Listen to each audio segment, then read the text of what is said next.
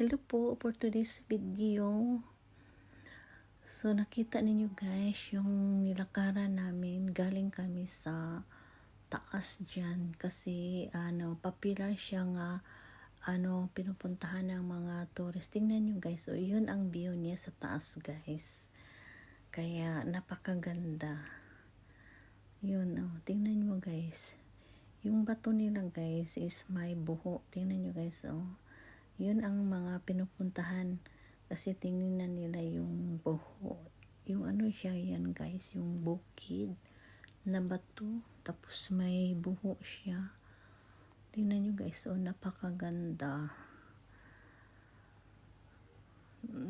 Dati wala na siyang bato pero ngayon nilagyan na lang bato kasi dinadayo talaga siya kasi nila ba na napakaganda pag makita mo ang view sa taas.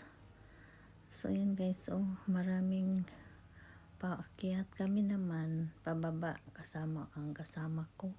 Yung mga asawa namin guys hindi sumama kasi ayaw nilang umakyat kasi daw mataas. Takot yung asawa ko. Hindi man siya takot guys, pero hindi niya kayang umakyat sa taas kasi masakit yung niya, paa. So tingnan nyo guys, yung kasama ko, binasa niya yung nakasulat doon kung